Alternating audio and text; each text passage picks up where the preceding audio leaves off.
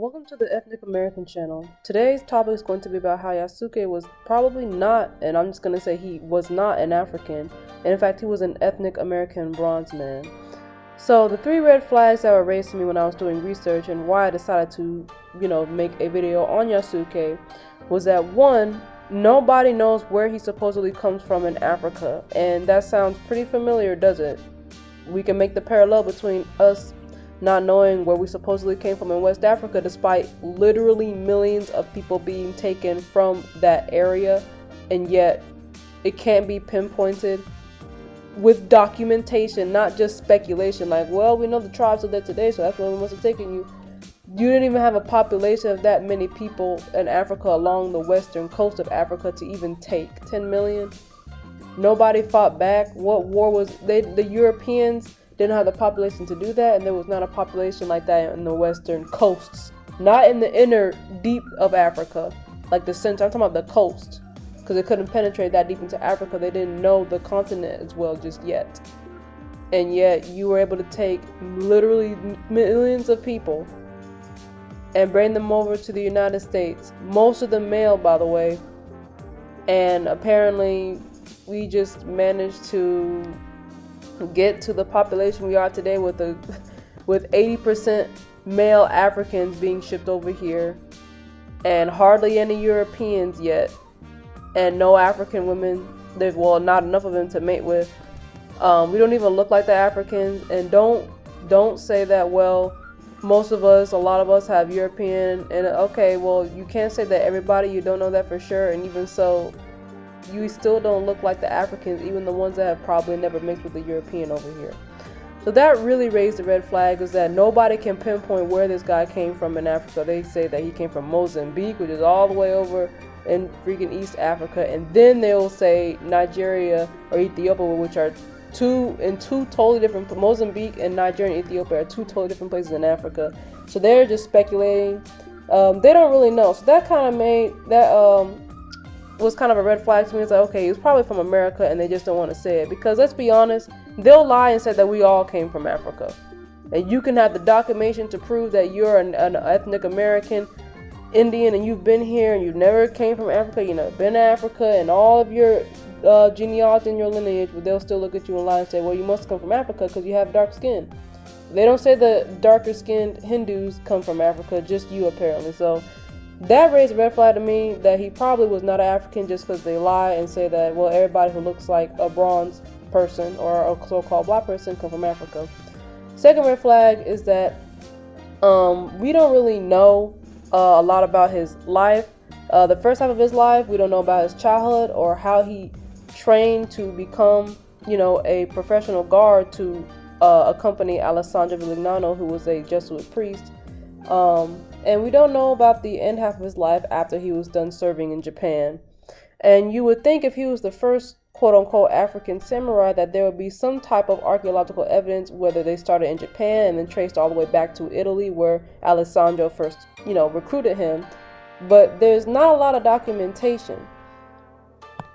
And I find it interesting that nobody apparently asked, to sit down with Yasuke and ask about his life and document it and write it down, despite a lot of things being documented and written down as they were discovered back then, interviews and the such. And you had bronze people, publishing and writing books, especially in Europe, who were known as the Moors. So that made me wonder, is there really no additional evidence of this man, or was it destroyed, or did no one decide to make some type of documentation on him, since he was apparently such this big deal over in Japan? And then the third red flag was that it said, and especially in this book, but just in general if you look it up on the internet, that Yasuke was such a big deal in Japan because the Japanese people at the time had never seen a quote-unquote African or somebody with such dark skin. But I'm going to show in this book how they kind of contradict themselves, because the Japanese knew of Africa, they knew of Africans, they knew of the dark-skinned Hindus as well. So they had seen dark-skinned people because they had seen them coming off of and working on the ships or the sailboats that would arrive on their Japanese ports, one of the ports such as Goa. Okay? So that's pretty much a bold-faced lie to say that the Japanese had never seen somebody with dark skin, because they had literally seen people with dark skin, literally seen Africans. They knew what Africa was. They knew where it was. Like, they knew Africa existed and darker skinned people existed. You literally have what we would know today as India, or back then it was called Hindustan, literally right next to China and then Japan. And at the same time, they were having Japanese slaves shipped to everywhere, including America. It's documented. They had shipped Japanese slaves to America. So you're telling me, how could the Japanese ship Japanese slaves to America if they had claimed never seen dark-skinned people before? That means that you've been to this continent, you know where it was, and you want to ship your criminals there, or because you're selling them for money so that they can be used as labor in America. Just like how they had the Chinese slave trade, they sent all those Chinese male slaves and criminals over to America to work. They did the same thing with the Japanese. They were also taking ethnic American Indians, aka us, and shipping us out as prisoners of war, as slaves, to Europe and to Africa and to Asia. So I find it hard to accept that these people didn't know or had never seen of a dark-skinned person when they clearly knew of other continents and countries that held a lot of dark-skinned people. And not just Africans, ethnic Americans, the dark-skinned Hindus, like dark-skinned Arabs, and the North Africans, the Moors, the Egyptians. You're telling me you don't know anything about these people, but you know about no. So that's a bold-faced lie. So we're gonna go ahead and get into this. Alright, first thing we're going to talk about is Yasuke's supposed childhood, because this book has some, historical findings in it, but it's also written as sort of a narrative. But the issue with that is nobody knows exactly where Yasuke comes from in Africa, so you can't really write a good narrative about what you may have thought his childhood was, because the apparent researchers said that he came from possibly 3 different countries and 3 different parts of Africa: Mozambique, Nigeria, and Ethiopia, all 3 of which have different tribal ethnic groups, traditions, language, all of that.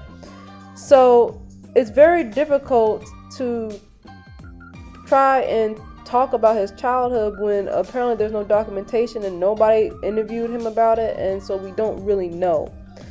But what's said is that he was kidnapped as a boy and then taken from Africa up north into the Middle East, and eventually was used as a child soldier, I guess. We're not really sure who he was fighting for or fighting against. As we read here, it said that he likely fought alongside and against Hindus, Muslims. I'm not sure. Okay, guys, listen. Muslim is a religion. Okay, so when you say Muslims at this time, it could have been anywhere from light-skinned Arabs, dark-skinned Arabs, it could have been North Africans, it could have been bronze ethnic American Moors. Muslim is not an ethnic or a racial group. It's a religion. So I'm not sure what that's supposed to mean. Apparently he probably fought alongside and against Africans, Turks, Persians, and Europeans, and escaped death as a teenage soldier countless time before being employed by Vilagnano in Goa. The abducted child soldier is now simply the soldier, well trained in weapons, strategy, and security, even thanks to his time spent beside leaders from several cultures conversant in diplomacy. His experience and skills were of a caliber sought across the whole world, highly in demand among the rich and powerful. Now, hold on a minute. In essence, if a child is a child soldier, which means they were kidnapped from their home and they were forced into an army, whether it's their own people's army or whoever, they are forced to fight and to kill for somebody else as a child, that is considered slavery and child trafficking. So in essence, at this time in history, okay, a lot of people were slaves. You can say that, well, I work for, okay, if you're a child soldier, you're a slave. Okay, how is it that this man as a child, because we don't know exactly how old he was when he was taken, he was well trained in weapons, in strategy, and in security. Security meaning bodyguarding. So he was trained to do this. The strategy part is what I really want you guys to focus on, because why would you take or kidnap a child soldier? That means that these people might supposedly be your enemies, right? You come and you slaughter the men and the women and you take the children, right? And recruit them into your supposed army. And again, we don't know what army he was apparently fighting for, or how did he get out of the service? Because in some instances, you would serve for life or until you're dead. You can't just be like, oh, I'm 25 now, I don't have to do this anymore. No, they want you in it for life. That's why they risk their own life trying to kidnap you as a child. Because by the time you're 25, 30 or whatever, you're extremely good at what you do. So they would want to keep somebody who's very masterful at their craft of fighting and being a soldier within their own army. So why would they say, well, you can be let go now? And then how was he well versed in diplomacy as well? A regular soldier does not need to worry about that or even be trained in that, because that's not your job. Your job is to fight and kill whoever your commanding officer tells you to. So how is it that he knew about diplomacy? And apparently, when it says here, his experience and skills were of a caliber saw across the whole world, highly in demand among the rich and powerful, that means that people had already heard of him and they wanted him to be in service to them. And what regular soldier, child soldier or adult, spends enough time with leaders from several cultures to be able to learn from them and being in their presence so closely? Who was he in the presence of? Who trained him in multiple weapons and strategy? That's not the regular soldier's job. Again, that's the job of your commanding officer or whoever is leading you in the army to put up a strategy, and they tell you where to go within the strategy and you don't question. If you're in the army of the United States, anybody who's a Marine in the army, whatever, if you are not at the top, you're not advising and giving out no strategies. You follow orders. So who was training this man to eventually literally go out and be on his own? Because if he was supposed to be a slave, and at this point time you could be a slave for life, why would he be set up to eventually go out on his own and basically guard and protect and fight for whoever he wants to, when all that effort was taken to take him apparently, supposedly, all the way from Africa, whether it's deep in Africa like Mozambique or in Ethiopia or Nigeria, and take him all the way up past the Arab countries and all the way into Europe? Why would they do that? I really don't think he was an African. None of that makes sense to me.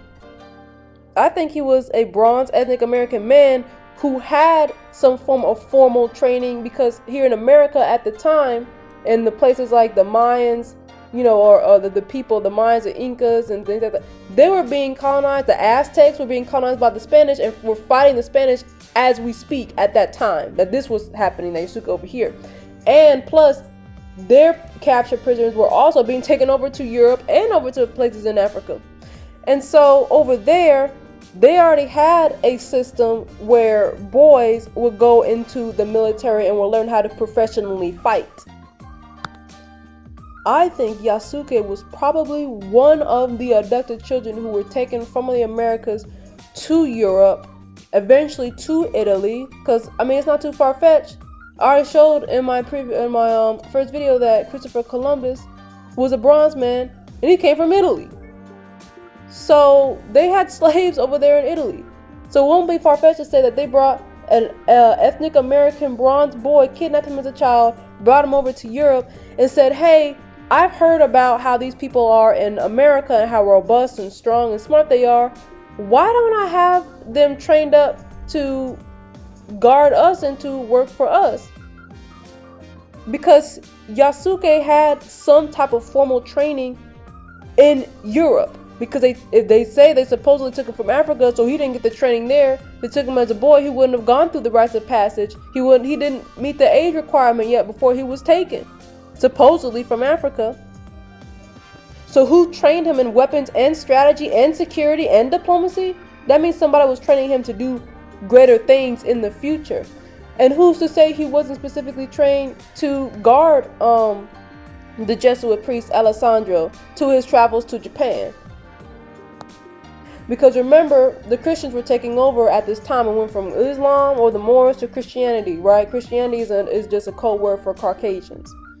And they were enslaving or killing a lot of the Moors over there. So why is it so far-fetched to think that, hey, they trained some of these bronze ethnic American boys into trained soldiers who were well-versed and well-rounded, so that they could protect the Christian missionaries and priests going over into other countries such as Hindustan or India, as it's called today, China and Japan, because you have a lot of those people, especially the Muslims, you got to go through the Middle East, and North Africans who are not going to convert to Christianity, and they will kill you.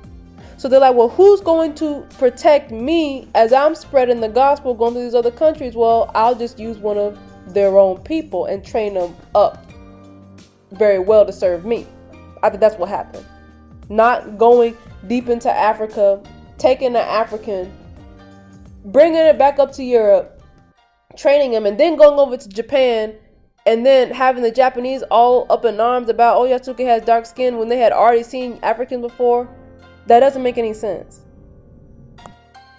So here are some passages from the book that I screenshotted.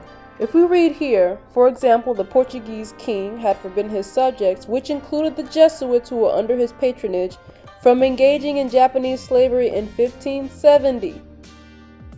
Remember Yasuke and Alessandro Vilagnano, the Jesuit priest who he was guarding, arrived in Japan in the late 1570s. Okay, so Japanese slavery was ongoing at this time. But such slaving occurring long before the Jesuits carried on regardless. More than 1,000 Japanese slaves a year were exported at this time and then found in bonded labor in several places as distant from home as Africa, India, Spain, and even Mexico.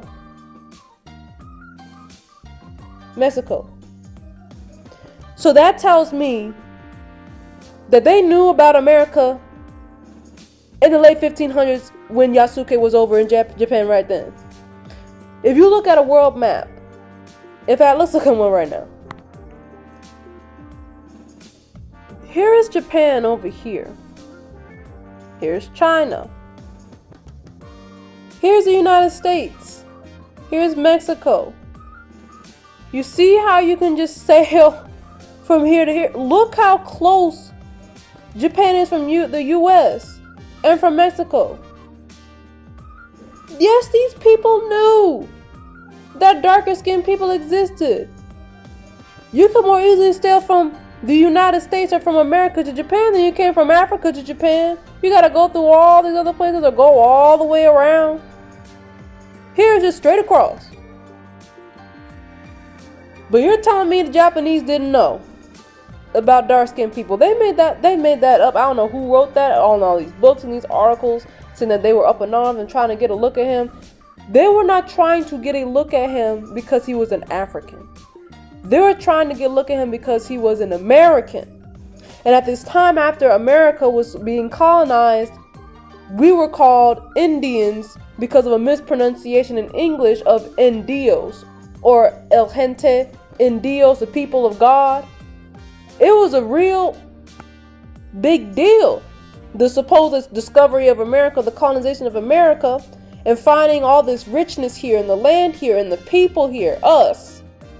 It was a big deal across the world. Why do you think everybody from Asia, China, Japan, Korea, the Philippines, Vietnam, everybody wanted to come over here for a better life? It was an extremely big deal when America was being colonized and basically opened up to the world. So they wanted to get a glimpse, the Japanese wanted to get a glimpse of this man who was supposed to be the supposed person or from the people of God.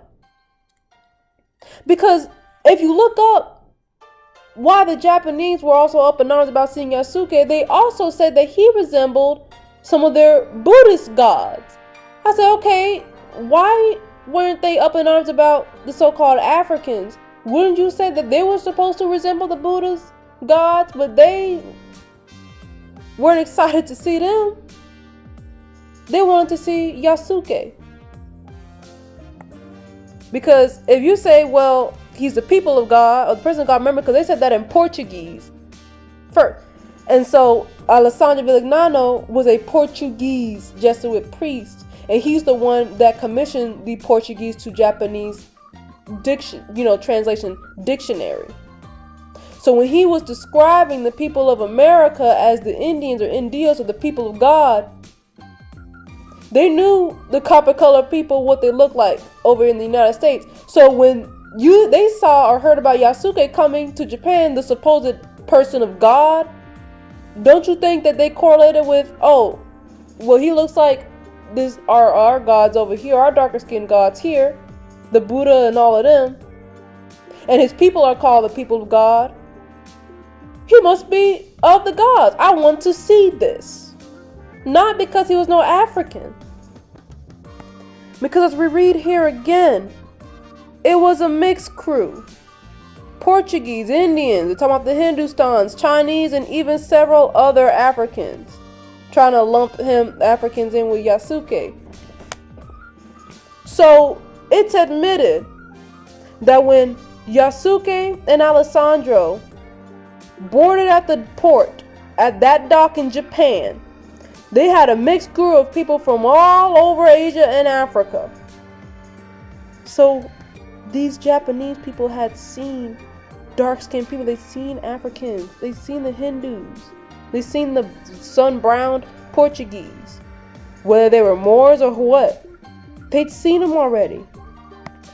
And then the book does end up contradicting itself, and not just the book, just the research online in general does, okay?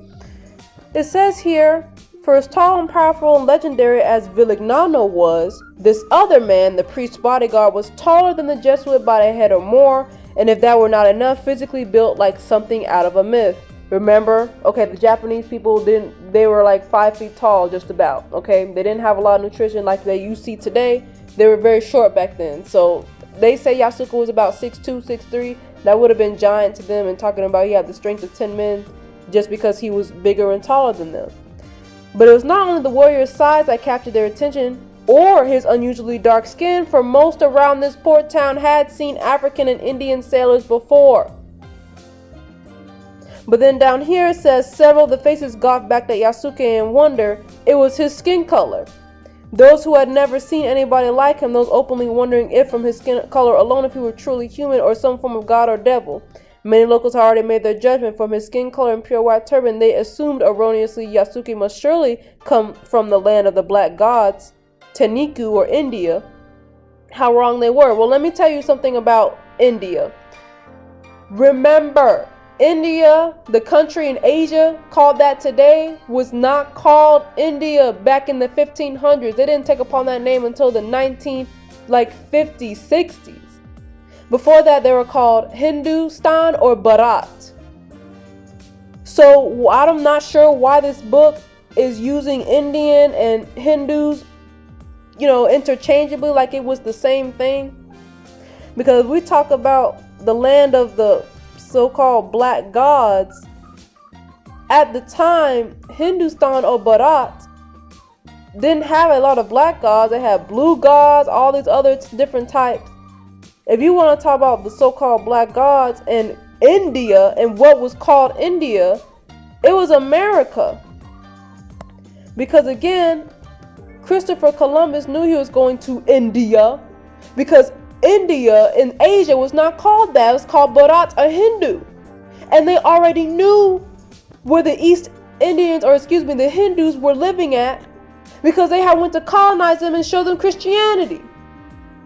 So I already showed in my first video about Christopher Columbus that he knew exactly where he was going, and he knew exactly where America was, and he knew exactly where Hindustan was, or Bharat. He He wasn't going to Bara. They already knew of that place. Said, no, we need a place with riches, that's with fertile land, the soil we need a place that we haven't wrecked yet to try and get some money because we just came out of this war. And they heard about America, how America hadn't been all messed up yet. So like, well, we'll go over here and enslave these people because slavery was going all over the world. It wasn't such a big deal. It's like, okay, well, we'll just enslave these people, have them work for us because they're the ones that know how to work the land. Why don't we just channel all that energy and all their power and skilled labor into doing all that stuff for us for free or for minimal pay, so we can get out of the hole we built. So when it says here that they assumed that Yasuke must surely have come from the land of the black gods called Tenjiku or India, they were right. It says it right there. He did come from India, which was America. Because if you look up the old depictions of us here in America, we were already wearing head wraps and turbans. And I'm going to get into another video about how one of the Native American Confederate flags, I think it's the Choctaw flag, looks almost exactly like the Ottoman Empire flag, which was an Islamic based country. And I'm not for Islam or Christianity or no religion at all. However, you cannot deny the similarities between those two things. So when they're talking about turbans, the turban came from us. So the Japanese were up in arms because they saw Yasuke. They saw he did not look like an African, and that he matched the descriptions of the peoples of the Americas who they had heard about because some of them were already being shipped over to America as slaves. So you're not going to go. Look, they already knew this place. It's like, don't get captured, don't commit a crime. They'll send you to that place, America. You have to work there for the rest of your life. And so, what are the people who look like that? They had to know what those people look like, because if you sent a ship with criminals from Japan to Mexico, don't you have to take that ship back to Japan? The ship didn't just stay at Mexico. You got to go back so you can get more human cargo or bring back the goods that you brought over from Mexico. So yes, those sailors and people who accompanied on these boats that came back to Japan from Mexico or America saw the people that were over here and were like, oh my goodness, this is Tenjiku, the land of those black gods. Because who was called black back then? Not the Africans. We were called Negro, Negrito, Negra. The Africans weren't called that. That was a name for specifically towards us. So you need to stop playing these games, man. Yasuko is not an African. Now I'm already pushing 30 minutes, so we're just going to kind of end off on this final passage right here. So remember, back in the 16th century, a lot of people worked under, with some type of ownership or master as a slave, because just like how you work as an employee or quote unquote, which is another word for a slave today, you do it so that you can get money. So back then, it wasn't that necessarily you may not have gotten money, but you got a place to stay, you got food, you got shelter, water, consistent work, consistent, your life was consistent from day to day, okay? Now today, you don't have to work and be a slave and such, or be an employee. You have two other options. You can either own a business, which I highly suggest that you do, not just go out and be a bum and say, I don't want to work for the white man. I'd rather be poor. Why don't you go start a business? That's your option. Or you don't work for anybody, you have no money, and you're homeless on the street and you're like a bum. Because just like back then, today, if you are not under or serving under somebody, you're going to have to stake it out on your own. That means you will have to procure your own food, clean water, shelter, your own enough land to grow that food, enough land and area to hunt, because you don't have money to go to the grocery store and buy things. So you're gonna have to do all that yourself. Make sure that you can somehow clean yourself. That means you gotta grow your own herbs, make your own soap, do your own thing, and you do not have the skills to do all of that on your own. So what do? You go and you find work, and you become an employee, or that's a modern day word for slave. So back then, that's how it was. It's always been that way. People think that's new. It has always been that way. You have to work under somebody if you do not have the resources to be on your own. And that's fine. You do what you have to do to take care of yourself and your family. And let's be honest, some people are just cogs in the machine and they're workers. They're not meant to be leaders or business owners. And that's fine, because you need workers in the world to keep the world going. But most people back in this time were the workers or the slaves. That doesn't necessarily mean they were treated wrong or treated, harshly, not wrong.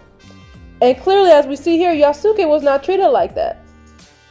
As we read here, while in Vilagnano's retinue, Yasuke was clearly not treated so.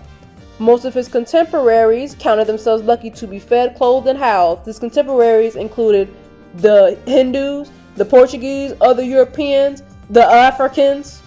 Those were his contemporaries. The Arabs, people who he might have been around or fought alongside with or were on the ships with.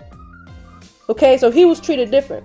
Not because, I'm treated because you were, no, because you are a entirely, totally different person. Remember, the Americans at this time, we were not demonized at that time like how we were today.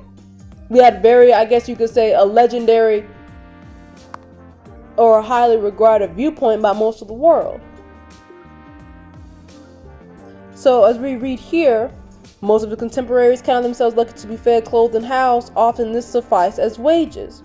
Yasuke himself did rather better than food and shelter. He was probably paid and certainly well dressed, managed to receive some education, and was armed to the teeth with well-made weapons. And of course, all these things made his ability to serve Vilagnano that much greater. The man of Vilagnano's stature could not be seen to be served and protected by a poorly armed beggar in rags. This was especially important in Japan, where to protect their dignity and station, the servants of a lord were themselves supposed to look like great men, so as not to dishonor their masters. Now do you see why I say that, hey, Yasuke was not some random African boy that they took to be put as a child soldier? No.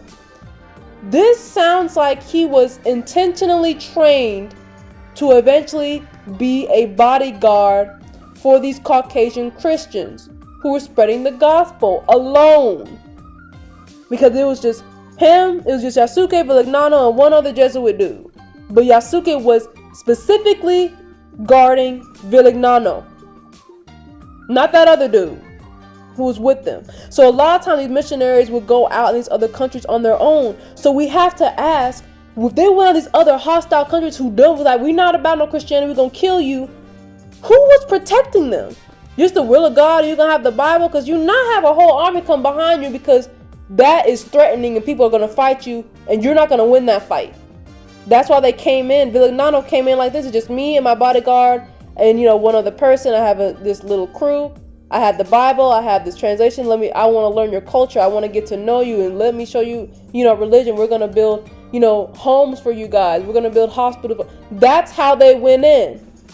I keep saying this on my posts on Facebook and Instagram. The Caucasians did not just come slaughtering and guns blazing and killing people in the beginning. They didn't have the population and they didn't have the manpower to do that. Why do you think they had Yasuke? How come they didn't have a Caucasian bodyguard? You got all those people in Europe. You couldn't find nobody who was good and skilled enough that you could teach and raise up from a child who you don't have to kidnap and treat bad. Apparently, as they say, that what happened to Yasuke. You couldn't find out one Caucasian boy to raise up and to guard you if you were so racist. It doesn't make any sense. Why would you pay for somebody to take all the way from Africa when you can just have this little boy right here? There was kidnapping Caucasians, children, and taking them all over the place too. So why didn't you just do that with them and make him into a child soldier? Because no, you wanted an American man. You wanted this 6'3" muscular man to come and protect you. Because they say that Yasuke was from like the Dahomey tribe or something. Not the Dahomey, excuse me. We're going to look at that right now, actually. I'm going to just prove that. Here we go. They say Yasuke could have been from the Dinka tribe because the average person from the Dinka tribe is about 6'3". They say, well, he was 6'3". They also said that he was very muscular, even for a man of his time. And that he had the strength of 10 men. They say 6'3", right? Very tall. I don't know about you, but these men don't look that muscular to me. They look super muscular to you? Like, they're kind of more lithe is their body type, kind of like a runner's build. You know what I'm saying? Not like, these guys don't look like they lift a lot.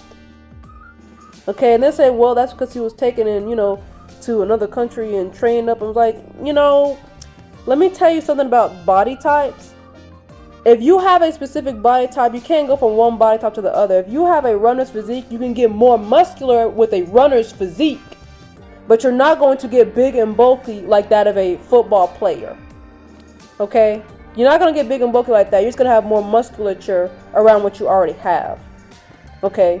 But I don't want to say your length and your width and what we would call your body type, if you're naturally a more length, or I don't want to say skinnier, because you're not necessarily skinny, but like lean body type, you're not going to change that into a wide, you know, quarterback like body type with all the working out in the world. But apparently Yasuke, he wasn't, I'm not saying he was built like a football player, but he had a lot of muscle to him, and he was also tall. And I'm like, okay, I know a lot of, well, at least 6 foot or so ethnic American bronze men over here in America. So they have people who are 6 feet tall. The Jesuit priest was taller than the Japanese. So that's the end of it for now. I'm pushing 40 minutes. So I'm gonna go ahead and end it here. I'll probably release shorter videos going into other details and notes that I've highlighted, and pictures and things that I've found, depictions of bronze people in Portuguese already, you know, in shorter videos, and posted here on this channel. But that's it for today. We'll see you next time on the Ethnic American channel.